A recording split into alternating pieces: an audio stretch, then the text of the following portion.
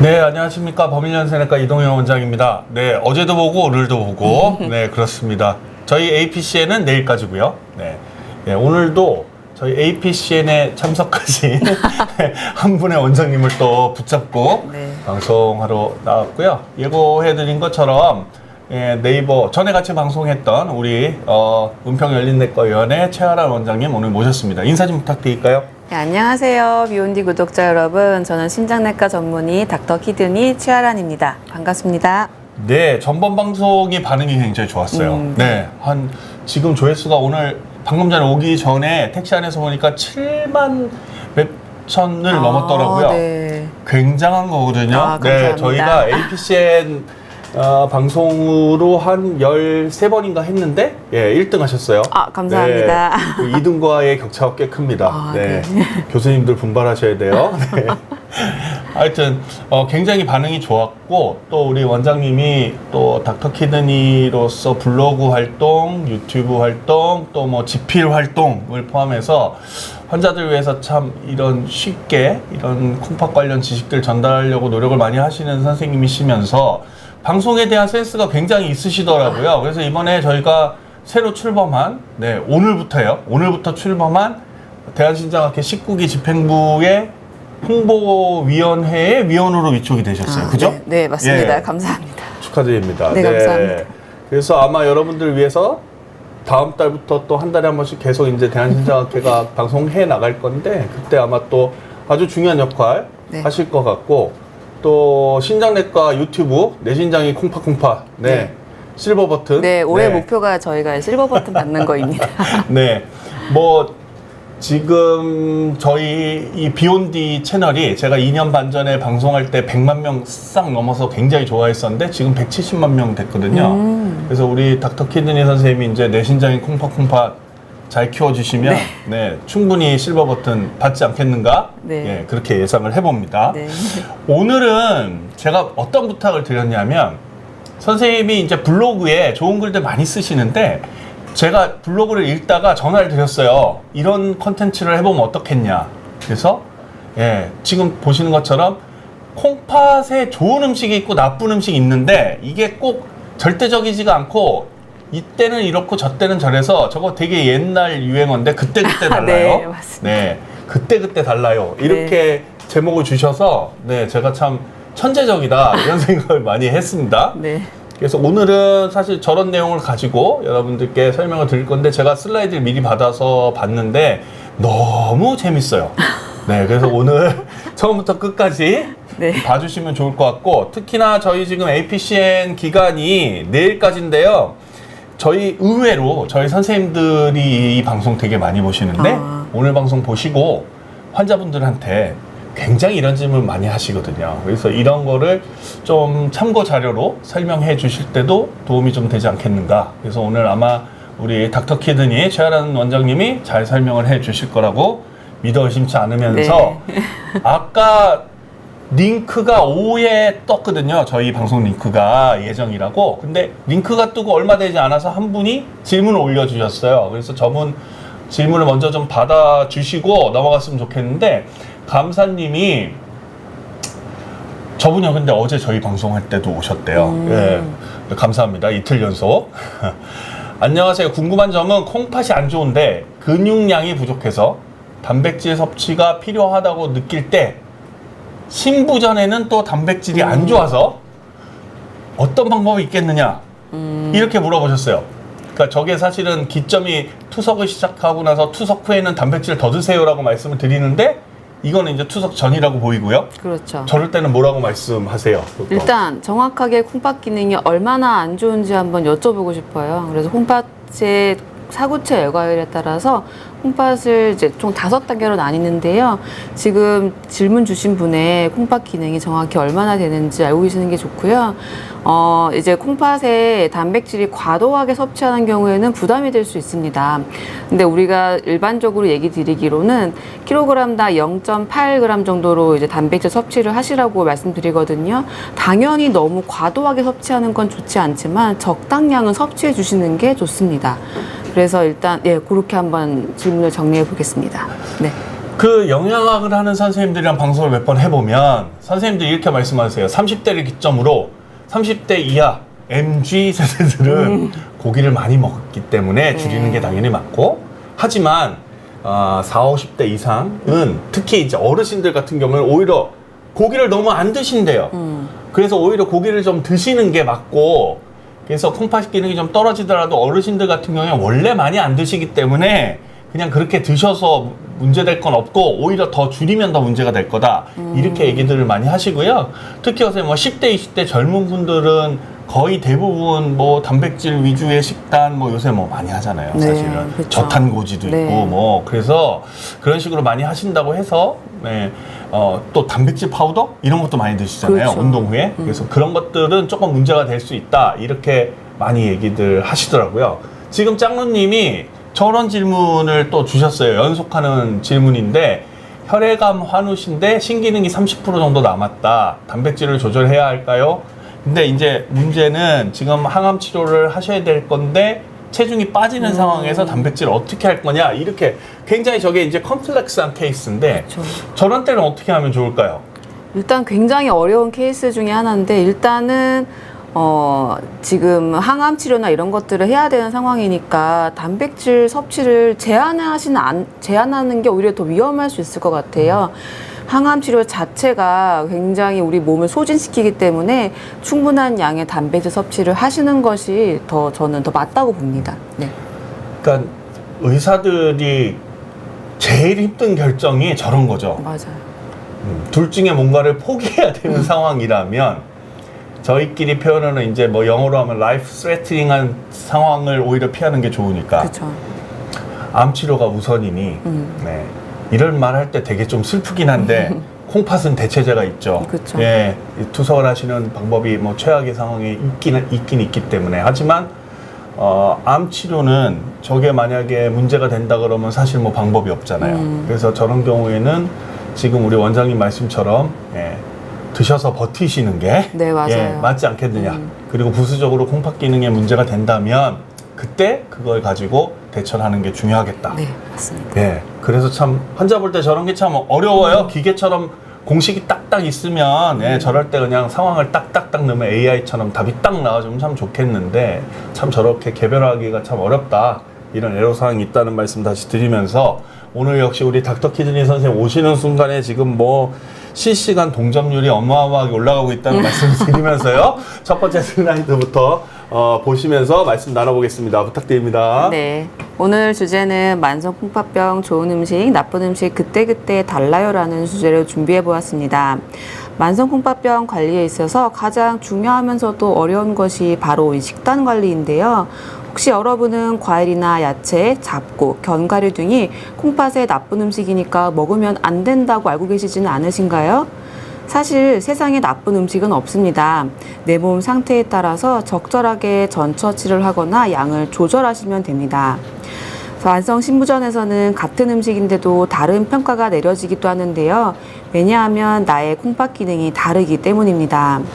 만성 콩팥병의 식단 관리는 단계별 개인별로 다릅니다. 만성 콩팥병의 단계는 사구체 여과율에 따라서 총 5단계로 나뉩니다.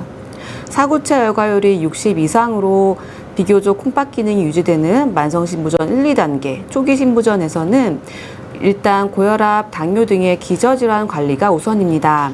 특별하게 식단을 제한하지는 않지만 일반적으로 건강식이라고 알려져 있는 싱겁게 먹는 식사와 가공식품을 제한하는 것이 중요합니다. 사구체 여과율이 60 미만으로 본격적으로 만성 신부전으로 진행하는 단계에서는 만성 신부전의 감소 속도를 늦추고 콩팥의 투석 시기를 최대한 지연시키며 여러 가지 합병증을 예방하기 위한 적극적인 식단 관리가 필요합니다. 일단 적절한 단백질 섭취가 중요하겠고요.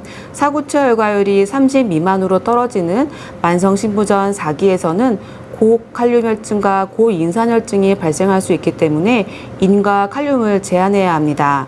사구체 여과율이 15 미만으로 떨어지며 투석을 고려해야 하는 경우에는 수분 조절이 필요합니다. 오늘은 다음의 음식에 대해서 같은 음식이지만 다른 평가가 내려지는 이유, 그리고 위험하다면 어떻게 먹으면 되는지에 대해서 알려드리겠습니다. 오늘은 손바닥 안 피시네요. 1단계, 2단계, 3단계, 4단계, 네, 5단계. 네, 이따가 보여주세요. 그거. 네. 첫 번째는 야채와 과일입니다. 야채와 과일은 콩팥에 도움이 되기도 하고 위험하기도 한데요. 오늘 주제처럼 콩팥 기능에 따라 조금 차이가 있습니다. 일단 야채와 과일에는 칼륨, 식이섬유, 항산화 물질 등이 풍부해서요. 혈압과 혈당, 고지혈증 조절에 유리합니다. 따라서 이들의 합병증이 만성 콩팥병의 발병 위험 또한 감소합니다. 특히 사구체 열과율이 60 이상으로 유지되는 만성 콩팥병 초기 단계에서는 이렇게 과일과 야채 등의 칼륨이 풍부한 식단이 혈압을 감소하고 콩팥을 보호하는 효과를 가지고 있습니다. 따라서 이들에서는 충분한 야채 과일 섭취를 권장하는데요. 만성 콩팥병의 발병 위험과 진행을 감소시킬 수 있습니다. 하지만 이렇게 칼륨이 풍부한 식단은 콩팥 기능이 떨어지는 사구체 열과율 30 미만, 중증 만성 콩팥병에서는 조금 위험할 수 있습니다. 만성 콩팥병이 진행하면 콩팥 기능이 떨어지게 되고요. 그렇게 되면 우리 몸은 칼륨을 배출하지 못하고 쌓게 됩니다. 고칼륨 혈증의 위험이 발생해서 손발이 저리거나 부정맥, 심장마비 등의 치명적인 증상이 발생할 수 있습니다. 따라서 이런 분들은 과일, 야채 섭취에 주의가 필요합니다. 하지만 금지는 아닙니다. 이런 분들도 적절하게 과일과 야채를 섭취하셔야 하는데요. 왜냐하면 과일과 야채에는 칼륨뿐 아니라 식이섬유, 미네랄, 항산화 등 우리 몸의 건강에 도움이 되는 여러 물질들이 풍부하기 때문입니다. 그렇다면 우리 만성 콩팥병 환자들은 어떻게 음식을 먹어야 할까요? 첫 번째는 평상시에 콩팥 기능과 칼륨 수치를 확인하고 알고 계셔야겠습니다. 사구체 열과율이 30 미만 또는 고칼륨 혈증이 있다면 주의가 필요합니다. 두 번째는 먹기 전에 한번 확인해 보세요. 야채와 과일마다 칼륨의 함량이 각각 다릅니다. 조금씩 차이가 있어요. 칼륨과 야채가 칼륨이 적은 과일과 야채를 선택하시는 것이 좋은데요. 칼륨의 함량이 많은 식품군은 알고 계시는 것이 좋겠습니다. 대표적으로 칼륨이 많은 야채에는 시금치, 부추, 근대 등이 있고요. 과일에는 바나나, 토마토, 참외 등이 있습니다. 상대적으로 양상추, 당근, 콩나물, 블루베리, 사과, 딸기는 칼륨이 적은 야채와 과일이니 이 둘을 평상시에 알고 계시고 양을 조절하여 드시면 되겠습니다. 세 번째는 먹기 전에 미리 준비해 주세요. 칼륨은 수용성 물질로 물에 잘 녹는 성질을 가지고 있는데요. 물에 담구었다 먹으면 칼륨을 많이 배출시킬 수 있습니다. 먹는 양의 10배의 물에 2시간 이상 담궈 주시고요. 이때 잘게 썰어서 담그면 더 잘 빠질 수 있습니다. 껍질과 줄기에는 칼륨이 많기 때문에 되도록 제거하시는 것이 좋겠고요. 생야채보다는 익힌 야채가 조금 더 안전합니다. 데쳐서 헹구시고 헹군 물은 버리시는 것이 좋겠습니다. 이런 전처치 방법을 설치하면은 칼륨 섭취를 50%가량 감소시킬 수 있습니다. 잠깐만요. 그 앞에 잠깐만 3초만. 네, 왜냐면 이거 지금 빨리 캡처하세요.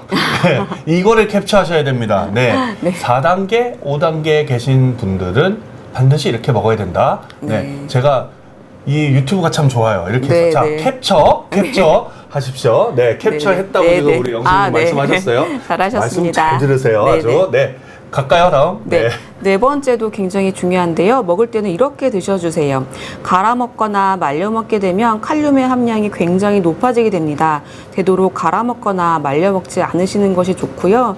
또한 적정량 먹는 것도 굉장히 중요합니다. 신장내과 의사가 싫어하는 과일 중에 하나가 이 수박인데요. 수박 먹고 고칼륨 혈증으로 응급실로 실려가시는 분들이 굉장히 많습니다. 사실 수박의 칼륨 함량은 중간 정도인데요. 중요한 거는 적당량 먹기가 힘든다는 점에 있습니다. 보통 한 반통 정도는 그냥 그렇죠. 드시잖아요. 네, 먹다 보면 나도 모르게. 네. 그래서 이렇게 적당량 먹는 것이 굉장히 굉장히 필요합니다. 다섯 번째는 먹고 난 이후도 굉장히 중요한데요. 이렇게 칼륨 제거제를 잊지 않고 먹으면 고칼륨 혈증의 위험으로부터 크게 벗어날 수 있습니다. 두 번째는 잡곡밥입니다. 잡곡밥 또한 많은 분들이 조금 이제 헷갈려 하시는 그렇죠. 음식 중에 하나인데요. 일단 통곡물, 보리, 현미 등의 잡곡밥에는 단백질, 칼륨, 식이섬유가 풍부합니다. 혈압, 혈당 조절에 좋고요. 고혈압, 당뇨를 관리하기 때문에 만성 콩팥병 또한 예방하고 관리할 수 있습니다. 하지만 콩팥 기능이 감소하게 되면은 인과 칼륨의 함량이 많은 이러한 잡곡밥은 조금 위험할 수 있습니다. 흰쌀밥과 잡곡밥의 인 칼륨 함량을 비교한 표를 제가 이렇게 가지고 와봤는데요. 흰쌀밥의 인의 함량은 67이지만 현미는 이 흰쌀밥에 비해 4배나 높고요. 검은 콩은 7배나 높습니다. 인산뿐 아니라 칼륨도 만만치 않은데요. 검은 콩의 칼륨의 함량은 흰쌀밥에 비해서 무려 12배나 높습니다. 12배요? 네. 네. 이렇게 잡곡밥에 들어있는 인과 칼륨은 콩팥 기능이 정상인 분들은 전혀 문제가 되지 않습니다. 하지만 콩팥 기능이 떨어지면 굉장히 위험해질 수 있는데요. 좀 더 자세히 알아보면 콩팥 기능이 사구체 열과율 30 미만으로 떨어지는 중증 만성 콩팥병 환자분에서는 고인산혈증과 고칼륨혈증의 위험이 높아집니다. 고칼륨혈증은 앞서 설명드렸기 때문에 생략하고요. 여기서는 고인산혈증의 위험성에 대해서 말씀드리겠습니다. 콩팥 기능이 감소하게 되며 인의 배출 또한 감소하게 되어서 고인산혈증이 발생하기 쉬운데요. 우리 몸에 인산이 쌓이게 되면 뼈가 약해지고 혈관에 석회화가 일어납니다. 심장과 혈관 질환의 합병증 발생 위험이 증가하고요. 또한 만성 콩팥병을 진행하게 하고 사망률 또한 증가시키기 때문에 인산을 제한하는 식사요법을 반드시 하셔야 됩니다. 하지만 모든 만성 콩팥병 환자에서 잡곡밥을 섭취하는 걸 금지하는 것은 아닙니다. 왜냐하면 잡곡밥 자체는 통곡물로서 훌륭한 단백질 공급원이며 미네랄 영양소를 제공하기 때문입니다. 만성 신부전 환자를 위한 인 피라미드에 의하면 콩팥병 통곡물은 비교적 아래에 위치하면서 비교적 안전한 인 함량을 가지고 있는데요. 특히 이러한 통곡물의 인은 생체 흡수율이 20에서 40%에 불과합니다. 예를 들어서 병아리콩 반컵의 경우에는 인은 146이지만 우리 몸에 들어오게 되면은 58로 3분의 1에 불과합니다. 또한 인의 함량을 줄이기 위한 조리 방법도 알고 계시면 좋은데요.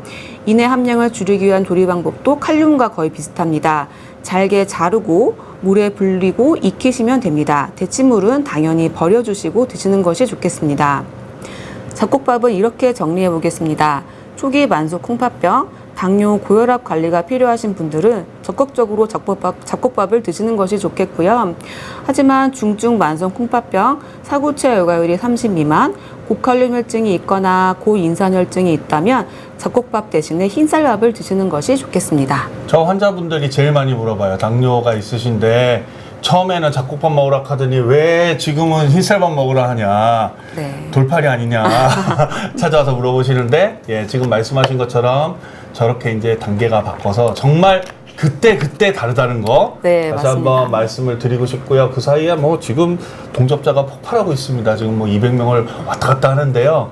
질문이 좀 올라왔어요. 저거를 답변을 좀 드리는 게 좋을 것 같아서 샤트로님이 신장 종양으로 콩팥 하나 적출을 하셨고 20년 동안 잘 유지하고 계시는 모양인데 앞으로 뭐를 조심하면 좋을지. 46세시고 네. 20년 되셨으니까 되게 젊은 나이에 적출을 하셨네요. 네. 최근 신장 기능 검사는 정상이라고 합니다. 저런 분 외래에 오시면 뭐라고 말씀 주시겠어요? 일단 신장이 하나밖에 없기 때문에 만성 신부전으로 간주해서 이제 콩팥 기능을 현재 상태를 유지하는 것이 좋은데요. 콩팥 기능이 정상이라고 하셨기 때문에 사구체 열과율로 살펴봤을 때는 만성 신부전 1, 2단계에 해당하는 네. 것으로 보입니다. 따라서 앞서 설명드린 것처럼 칼륨이 풍부한 식사도 이분은 도움이 분명히 되겠고요. 우리가 흔히 말하는 저염 식사를 하시고 또한 가공식품을 줄이는 식사를 하시는 것이 좋겠습니다. 네. 네. 당뇨 고혈압만 안 걸리시면 평생 건강하게 사실 수 있다라고 말씀드리고 싶고요. 왜냐하면 이게 그 신장 이식 공유자랑 비슷한 상황이기 때문에 그렇게 네. 말씀드릴 수 있을 것 같아요. 그다음에 곽수아님이 질문 주셨어요. 아, 드디어 무록 나왔어요. 자, 네. 오른쪽 콩팥에 무록이 있고 1cm 정도 됩니다. 네, 걱정이 되시죠? 제거를 해야 할지, 소변에 혈뇨가 나올 수 있는지요? 혈뇨는 가끔 나와요. 핏덩이도 나오고 콩팥 기능이 떨어진 것은 아닌지 걱정이 됩니다. 이렇게 말씀을 주셨는데 저런 분들도 외래에서 왕 보실 수 있잖아요. 뭐라고 네. 답변 주시겠어요? 일단 콩팥의 무록이 1cm 정도면 크지 않고 콩팥의 모양도 굉장히 중요한데 특별히 언급이 없으셨다면 악성이나 이런 것들은 아닌 것 같고 단순 낭종의 경우에는 증상이 없다면 지켜보시는 것이 맞습니다. 근데 혈뇨가 나온다고 하셨는데요. 혈뇨랑 무록과의 관계는 글쎄요. 반드시 관계가 있는 것 같지는 않고요. 혈뇨는 핏덩어리도 나온다고 하셨는데 이거는 소변 검사를 한번 확인을 해봐야 될 것 같습니다. 콩팥 기능은 소변의 혈뇨나 이런 무록으로 확인하는 것은 아니고요. 혈액 검사를 통해서 알 수 있기 때문에 가까운 병원에 가셔서 소변 검사, 혈액 검사로 콩팥 기능을 한번 확인해 보시는 것이 좋겠습니다. 그래서 콩팥 기능이 정상이라면 저분은 비뇨의학과 이름이 바뀌었어요. 비뇨의학과 선생님을 만나보시면 좋겠습니다. 특히나 핏덩어리가 같이 나온다고 한다면 방광 쪽에 문제는 없는지, 또 내려오는 트랙이죠. 콩팥에서 소변을 만든 다음에 내려오는 물길, 그쪽에 무슨 문제가 있는 것은 아닌지 비뇨기과적인 검사를 하시는 거를 추천을 좀 드리고 싶고요. 그다음에 빛과 소금 청산리 대천님이 질문이 조금 어려워요. 콩팥이 정상이 12 미만인데 13이다. 이게 1.2, 1.3을 말씀하시는 것 같기도 하고요. 크레아티닌이.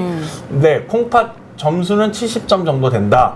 이 얘기인데 걱정되는 거는 이제 이분이 당뇨하고 고지혈증이 있으시다는 건데, 자, 70점이라는 가정이라면 2단계죠. 네. 예, 그래서 저런 경우에는 어떻게 하면 좋을까요? 당뇨가 있으세요. 일단 당뇨 관리가 먼저입니다. 70%면은 이제 펼치겠습니다. 그렇죠. 네. 사구체 여가율을 따져 70%면은 이제 여기 2단계 굉장히 괜찮은 상태입니다. 그래서 일단 기저질환이 되는 당뇨 관리가 우선입니다. 당뇨를 잘 관리하시게 되면요, 이 콩팥도 오랫동안 오래 잘 쓰실 수 있어요. 그래서 당뇨 조절 먼저 하시고요. 그다음에 또 혈압이 있는지 없는지도 살펴보셔야 합니다. 그래서 그렇게 관리하시면 되겠습니다. 네, 뭐 저분은 그럼 잡곡밥 먹어도 되죠? 당연하죠. 예. 오히려 추천드립니다. 그래요. 적극적으로. 네, 흰밥 아닙니다. 저분은 네. 이제 그때 다른 게, 저분 잡곡밥 맞아요. 네. 엔젤님이 저희 방송에 굉장히 오래간만에 들어오셨네요. 뭐 애청자신데 당뇨가 30년 되셨고 네. 약봉형으로 잘 관리하고 계신 84세 여성분이신데, 이런 경우에 단백질 음식, 고기, 콩, 두부 많이 드셔도 되나요? 자, 노인, 어르신. 네, 네. 예, 제가 아까 말씀드린 그런 케이스인데 네. 먹어도 되나요? 당연하죠. 네. 정말 더 챙겨 드셔야 된다고 저는 말씀드리고요. 네. 지금 콩팥 기능은 따로 엔젤님께서 말씀 주지 않으셨는데 콩팥 기능 괜찮다면 정말 적극적으로 드셔야 된다고 생각합니다. 네, 콩팥 기능이 괜찮으셨던 걸로 제가 기억해요. 아, 네, 네. 그래서 저분은 드셔도 된다, 네, 네. 잡곡밥 먹어도 된다라고 다시 말씀드리고 싶고, 질문 하나 더 올려주셨는데, 당뇨 환자들이 신부전으로 안 가게 하려면 어떻게 하면 좋겠느냐, 혈당 조절 잘하면 예방할 수 있느냐. 그럼요. 남편분이 네. 당뇨 진단 받아서 걱정이 되신대요. 네, 아이고, 부부가 걱정되시죠. 다 그러시네. 네네. 저런 경우에 어떻게 하면 좋을까요? 혈당 조절을 잘 하시면 되고요. 아까 질문이랑 거의 비슷한 것 같기는 맞아요. 한데 네. 혈당 조절이 첫 번째고요. 혈압이 있는지 없는지 확인하시고 혈압이 있다면 혈압 조절도 잘 하셔야 됩니다. 네. 그러니까요. 저런 경우에 이제 당화혈색소를 6.5% 미만으로 좀 타이트하게 조절하는 게 중요하다라는 얘기들이 많이 나왔는데, 이번에 APCN 학회 때 적어가지고 갑론을박을 했어요, 어제. 예, 근데 다 영어로 해가지고 제가 듣다가 나와가지고 그런데 결론은 나중에 방송을 네. 통해서 알려드리겠습니다. 근데 네네. 확실한 것은 타이트한 혈당 조절은 분명히 도움이 된다. 네, 그다음에 그렇죠. 두 번째 이제 디베이트가 되는 거는 결국 혈압이죠. 혈압 쪽. 예, 매일 싸우는 거. 130이냐, 120이냐. 그렇죠. 예, K디고가 맞네, 내분비가 맞네, 신장이 맞네. 네, 요 세 개 분과 전문의들이 항상 싸우는 토픽인데, 그냥 저는 두리뭉술하게 정상 혈압을 유지하면 제일 좋다. 네. 이렇게 말씀을 드리니까 참고를 하시면 좋을 것 같습니다. 지금 슬라이드에서 지금 중요한 얘기가 이제 곧 나와요. 네. 물 시작해 보시죠. 네. 물 또한 많은 분들이 헷갈려 하시는 음식 중에 하나인데요. 일단 물은 콩팥 건강에 도움이 되는 건강한 음식입니다. 부족하면 탈수가 발생할 수 있고요. 이렇게 되면 콩팥 기능이 떨어질 수 있어요. 따라서 하루에 1.5에서 2리터 정도의 충분한 수분 섭취를 권장드립니다. 특히 다낭성 신증을 가지고 계신 분들은 하루 3에서 4리터 정도의 더 많은 수분 섭취를 권장드리는데요. 콩팥의 무록을 만드는 요소 중 하나는 바소프레신이라는 호르몬인데요. 이 호르몬은 충분한 수분 섭취를 통해서 농도를 감소시킬 수 있고요. 무록의 진행 속도 또한 떨어뜨릴 수 있습니다. 하지만 일부 만성 신부전, 특히 사구체 혈과율이 10 미만이거나 소변량이 부족하고 투석을 진행 중이거나 고려 중인 분들은 조금 위험할 수 있습니다.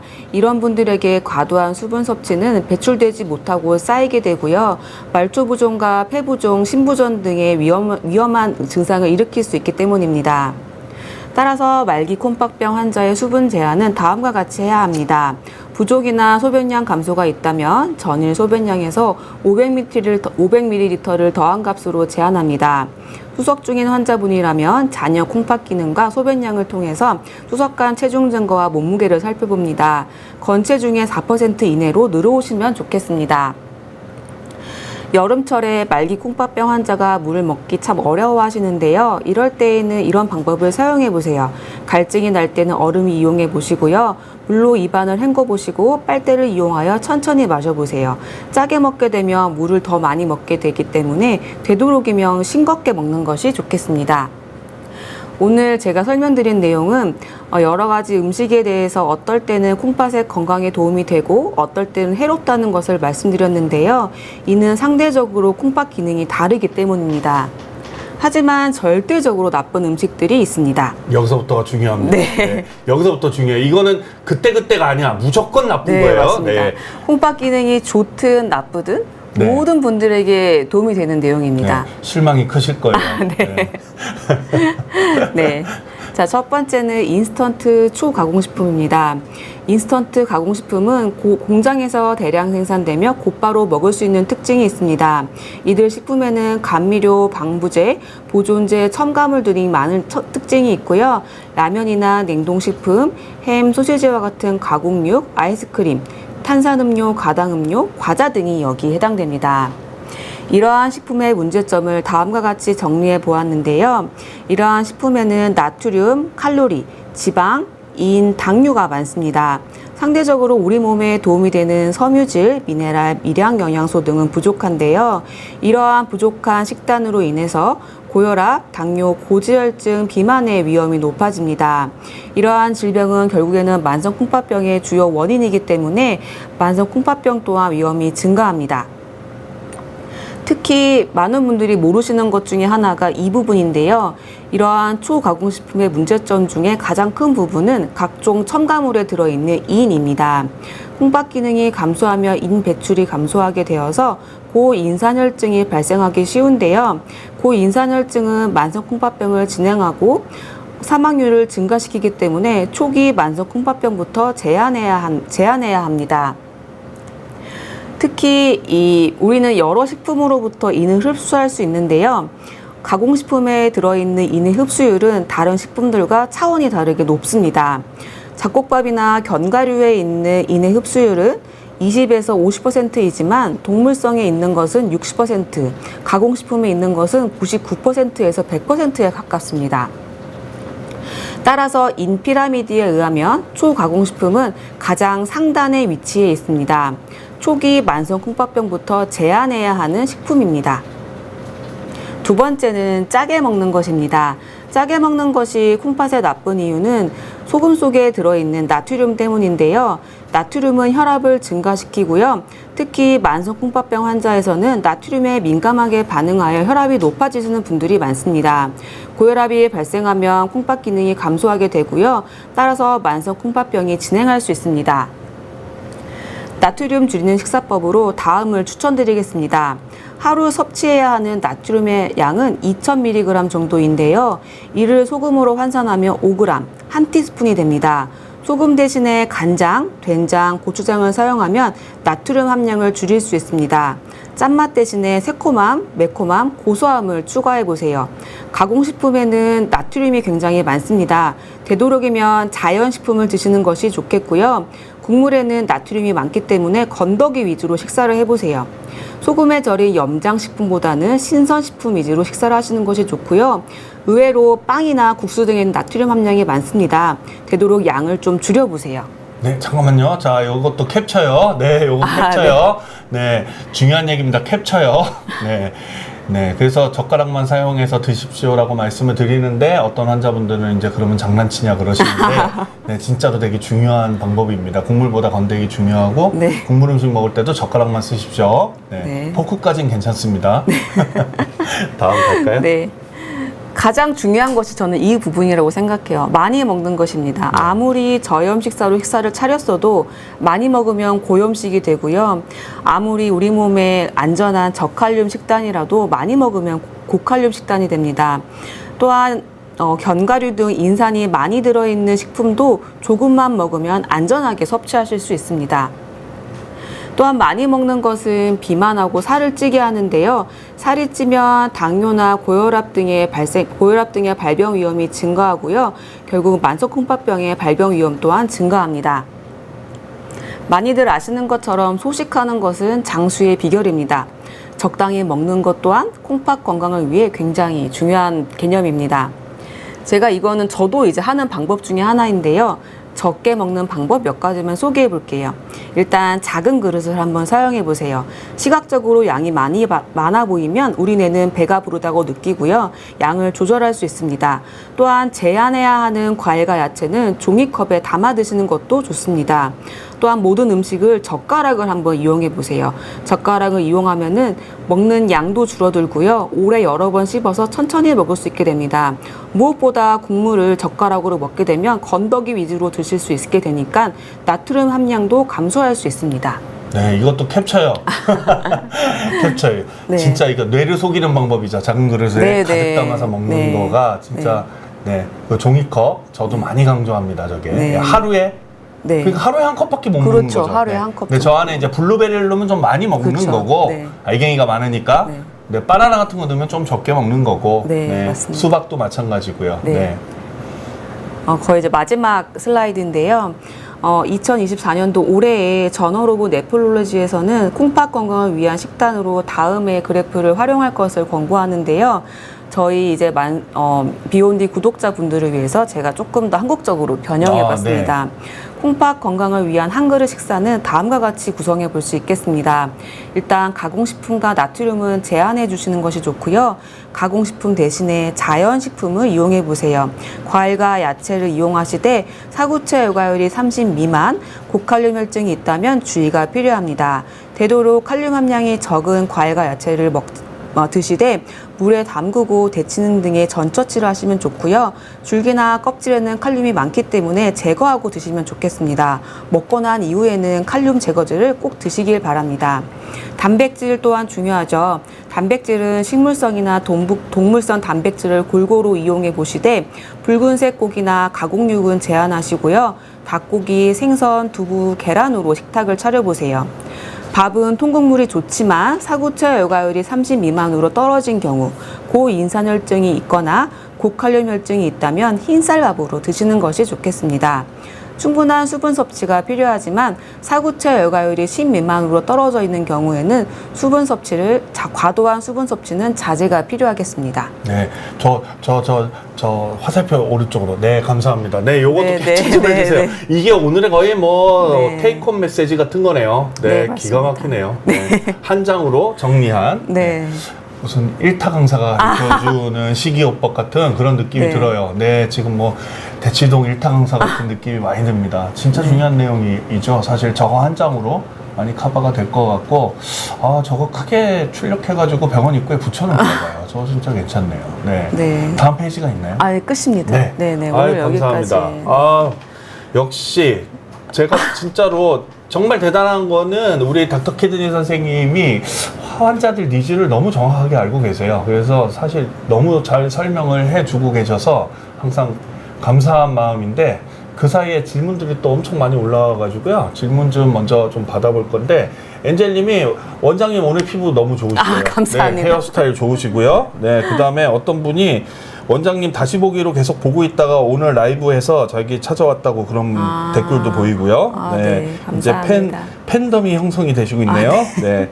그다음에 한 분이 제가 아까 말씀드린 내용을 그대로 말씀하셨어요. 여름이었다님이 맛있는 건 항상 안 좋다. 네, 맞습니다. 슬프게도. 그런데 이제 이런 거를 지금 드실 수 있을 때 드셔야 된다고 저는 생각해요. 왜냐하면요, 콩팥 기능이 떨어지면 과일과 야채를 못 먹어요. 그렇죠. 그래서 저는 콩팥 기능이 좋을 때 충분히 드셔라.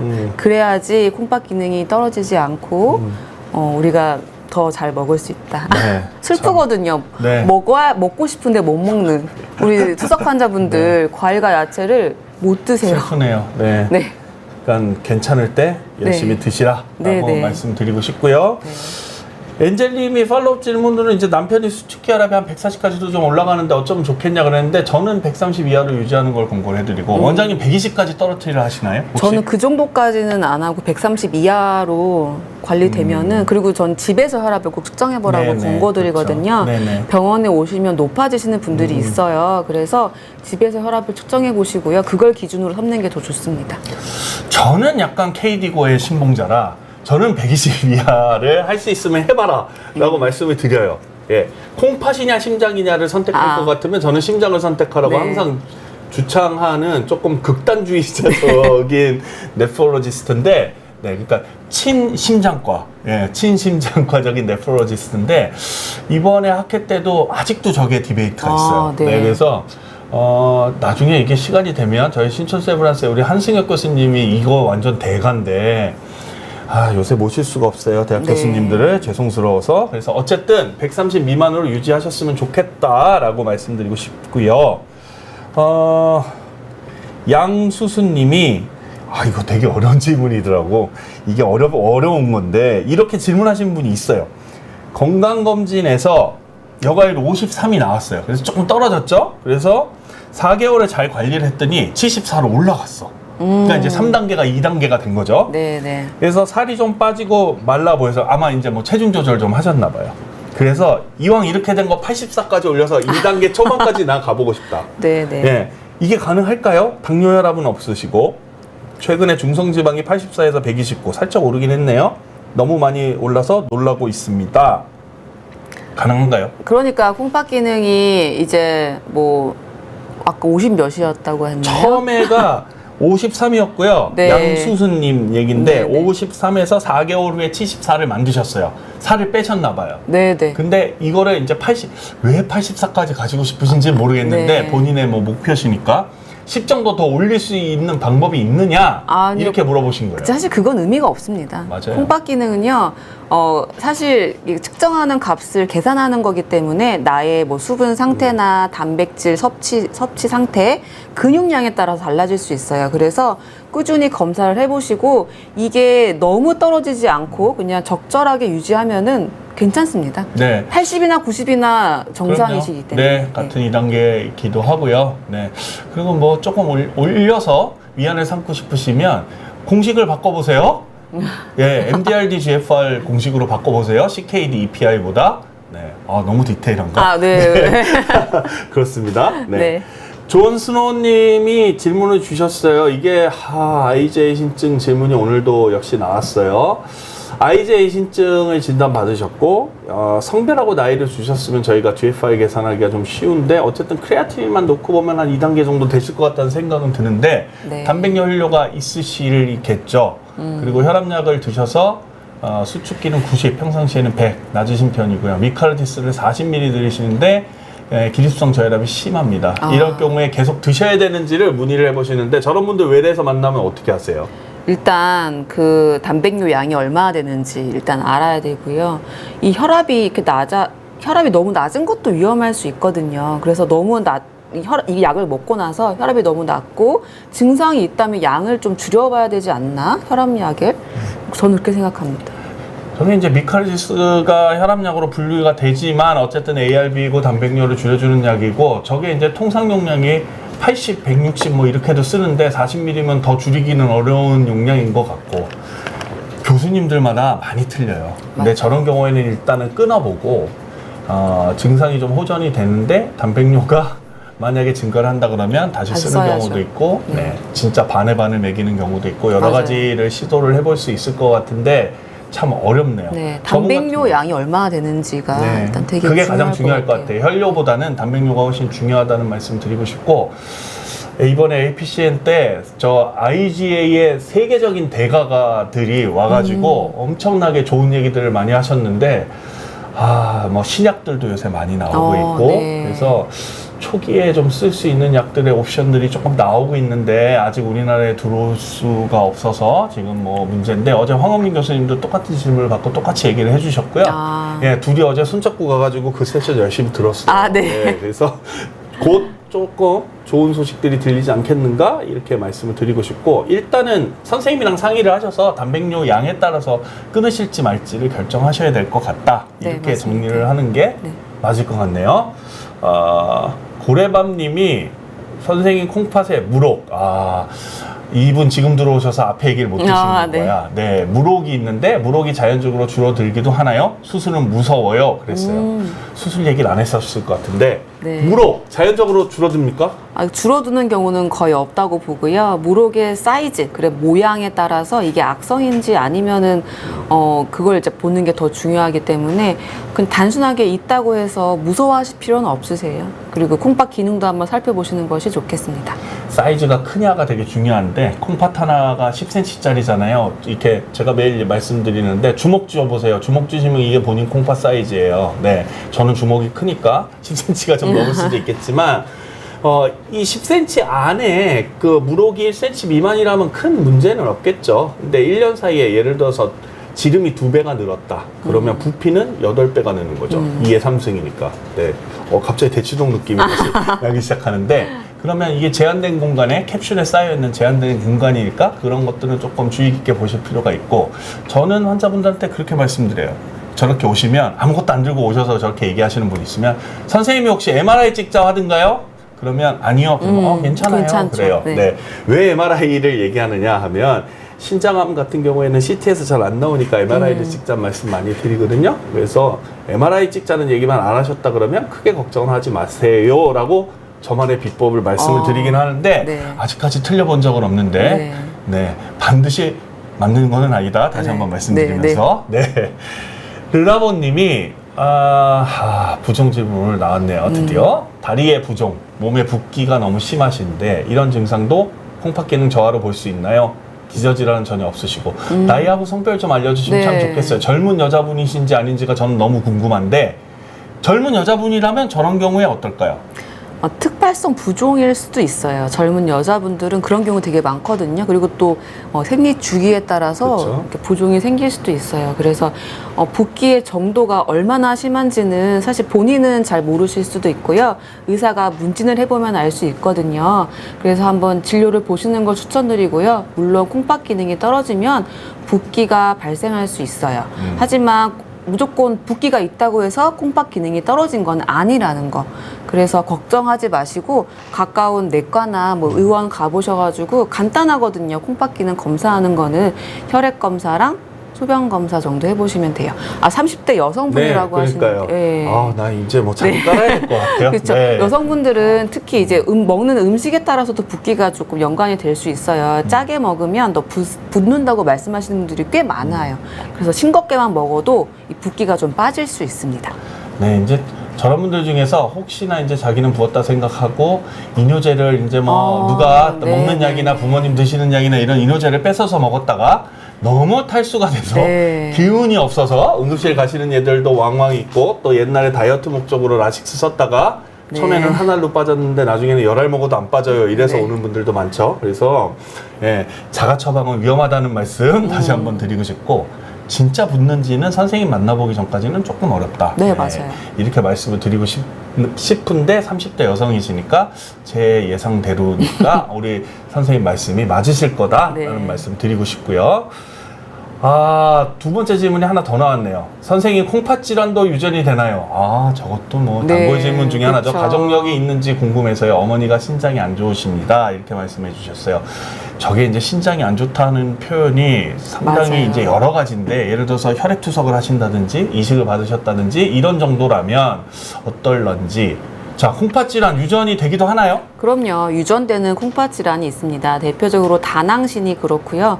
가족력은 유전이랑은 좀 다르잖아요. 예를 들어서 당뇨병이 있는 경우, 당뇨로 인해서 합병증인 당뇨병성 콩팥병이 있는 경우에는 그건 가족력으로 칠 수 있을 것 같아요. 어머니의 신장이 어떤 병으로 인해서 어떻게 안 좋으셨는지 알 수 있다면 르라보님의 어떤 유전력이나 가족력도 저희가 좀 더 말씀드릴 수 있을 것 같아요. 네, 하여튼 일반적으로는 흔치는 않다. 네, 다낭신 같은 경우에는 진짜로 드문 병이고, 저희 그 APCM 방송 중에서 이정환 교수님, 서울대 이정환 교수님이랑 제가 했던 방송이 있습니다. 콩팥병 유전되나요? 제목도 똑같아요. 네, 그걸 한번 참고를 하시면 도움이 또 되실 거란 말씀 드리고 싶고요. 아침 햇살님이, 선생님, 신장 기능이 어릴 때부터 안 좋았어요. 아, 저게 참 어려운데, 얼마나 안 좋으신지.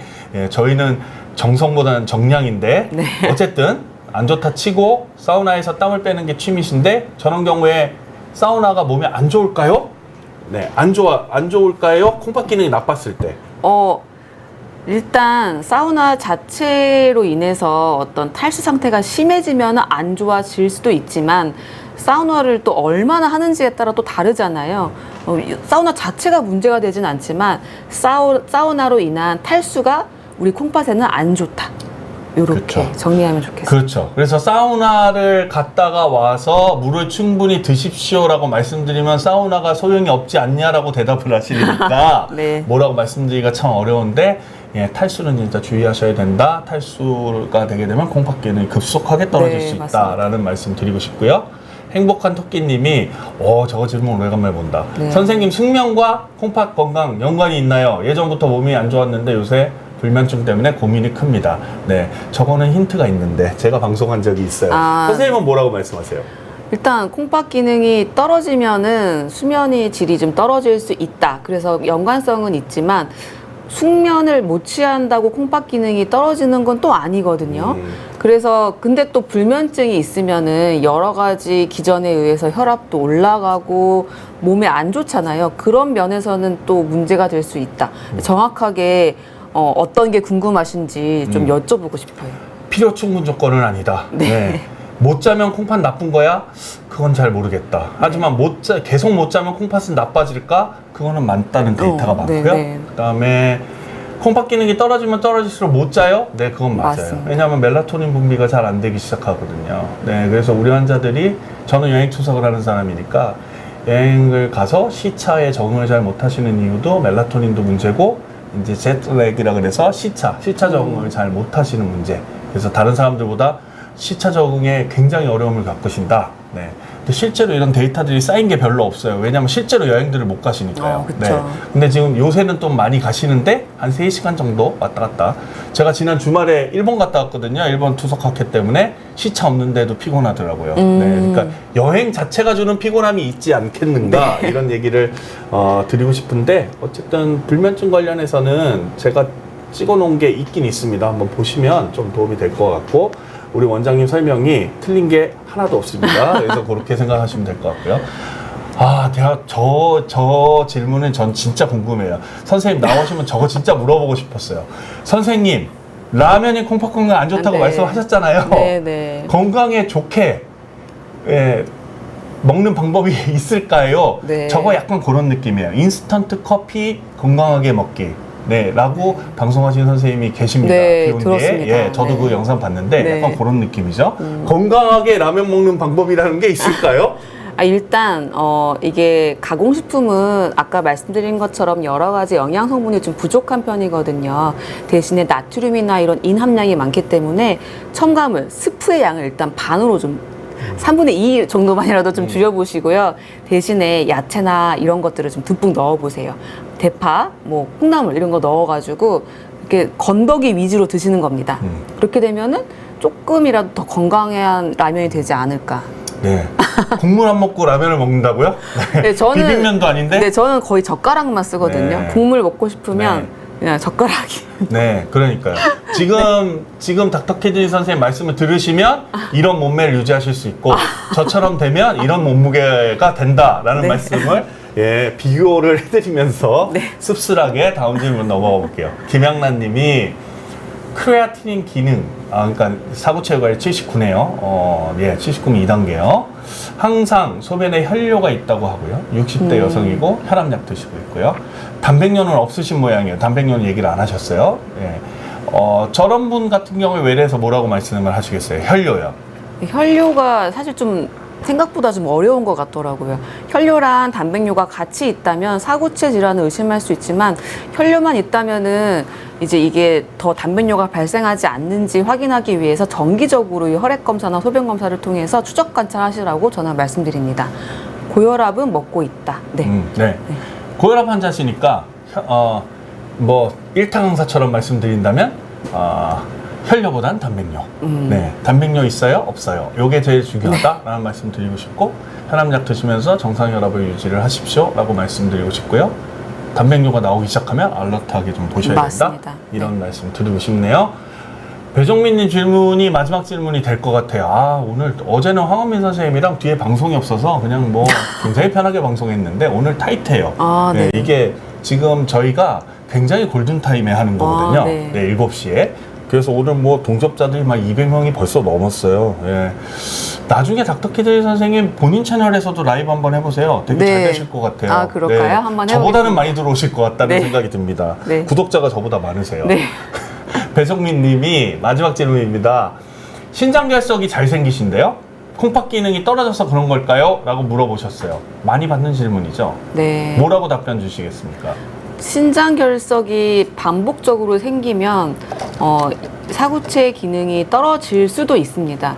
그렇기 때문에 신장 결석이 발생했을 때 이걸 그때그때 해결을 해주셔야 합니다. 그렇지 않으면 콩팥 기능이 점점 떨어져서 투석까지 하시는 분도 저는 봤습니다. 그럼요. 네. 네. 그러니까 콩팥 기능 결석이 생긴다고 콩팥 기능이 떨어져서 결석이 생기지는 않은데 결석이 계속 생기면 콩팥 기능이 떨어질 수도 있다. 라고 말씀을 주신 거고 그대로 아시면 될 것 같습니다. 넘어가고 싶었는데 표성용 님이 앞에 방송 못 보셨나 봐요. 신장암으로 부분절제한 50대 초반 남성분이신 모양인데 야채를 데쳐 먹는 게 좋을지 그냥 먹으면 좋을지를 모르겠다 그러셨는데 이분은 정답을 벌써 말씀을 하셨어요. 신장 기능을 자 손가락 피셔가지고요. 예, 1, 2, 3단계면 그냥 보통 먹고 그냥 생야채 드셔도 됩니다. 4, 5단계면 데쳐서 드세요. 네. 그리고 아까 그 캡처 방송 돌려보십시오. 캡처한 그 화면 그대로 하시면 좋을 것 같다는 말씀을 드립니다. 귀신같이 51분에 마칠 수 있겠네요. 네. 오늘 하여튼 막 열심히 달려왔는데 우리 자랑스러운 대한신장학회 홍보위원이 되신 우리 닥터키드 최하나 원장님 오늘 나와주셔서 너무 감사드리고요. 내일 아마 학회에서 또 뵐 것 같은데 저희 APCN 2024는 내일까지입니다. 네. 저는 뭐 개인적으로 오늘 너무 행복했어요. 학회장에서 계속 영어만 쓰다가 여기 와서 선생님 만나서 한글로 방송할 수 있어서 너무 감사드리고 아까 잠깐 시작할 때도 말씀드렸는데 제가 개인적으로 오늘 100번째 라이브입니다. 비행기에서. 그래서 오늘 100번째 고생하셨어요. 라이브 같이 해주셔서 감사드리고요. 네, 100번 하고 끝내는 거냐? 안 그렇습니다. 네, 아직 스틸 헝그리입니다. 계속 열심히 해보도록 그렇게 하겠습니다. 오늘 원장님 감사드리고요. 오늘 방송 여기까지입니다. 다음 방송 때 찾아뵙겠습니다. 감사합니다. 감사합니다.